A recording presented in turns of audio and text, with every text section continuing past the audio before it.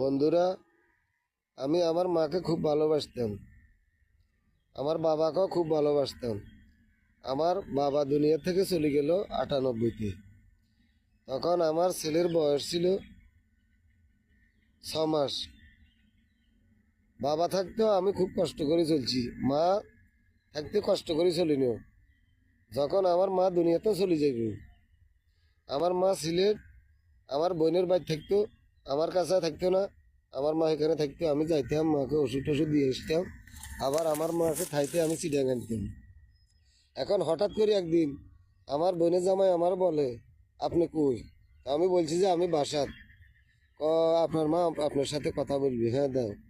এখন আমার মার লগে আমি কথা বলছি, মা ভালো আছো? হ্যাঁ বাবা আমি ভালো আছি। মা তুমি কি খাইবে? তা আমার মা বলছে যে রসমালাই খাইব, আঙ্কুর খাইব, কমলা খাইব। আমি সবগুলো নিছি আমার মার জন্য। আমার কাছে টাকা নাই। আমি আরেকজনের তন 5,000 টাকা সুদের উপর লইছি, লই 3,500 টাকা সদা কিনছি আমার মার লাই। যেহেতু আমার মা খাইব, আমার মা 10 মাস 10 দিন আমার নিয়ে কষ্ট করছি।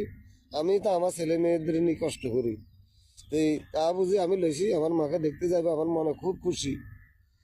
বন্ধুরা, রাতে যখন 3টা বাজে, তখন আমার বোনে জামাই ফোন দিয়ে বলে, মা তো আর দুনিয়াত নাই। আমি সবগুলা খানা আমার ছেলে সন্তানরা দিনে আমি সব খানা ফেলে দিছি। একটা খানা আমি রাখি নিজের জায়গাতে, আমার মা খাইতে পারে না। আমি এই খানা কাজ জন্য নেব, আমি সব ফেলাই দিছি। বন্ধুরা, আপনারা যদি আপনাদের মাকে ভালোবাসেন, আমাকে শেয়ার করুন, লাইক করুন, কমেন্ট করুন। আমি খুব গরিব মানুষ, আমার ছোটো আইডি, আমি আমার মাকে খুব ভালোবাসতাম। বন্ধুরা দেখেন, আমার মা আমার লগে বেমানি করছে। কেন বেমানি করছে দেখেন, কি কারণে আমার মাকে আমি বলছি আমার মা আমার লগে বেমানি করছে। আমার মা রাতের 3টা বাজে কথা বলছি, আমি পরের দিন যাবো। এখন 4টা বাজে আমার বোনের জামাই ফোন দিয়ে বলে যে আমার মা নাই, আমার মারে আমি দেখি না যাই। এটা বেমানি না বন্ধুরা? আমার মা দুনিয়াতে চলে গেছে, আমি সব সর্বহারা হয়ে গেছি। আমি হাজার হাজার টাকা দেন হয়ে গেছি, কিস্তির টাকা টুকু আমি সব দেন হয়ে গেছি। আমার মা আসলে ভাগ্য ইচ্ছা খুব অমূল্য রতন। পৃথিবীর মধ্যে আর মনে হয় না আমার মার মতন মা দুনিয়ার মধ্যে আছে কিনা।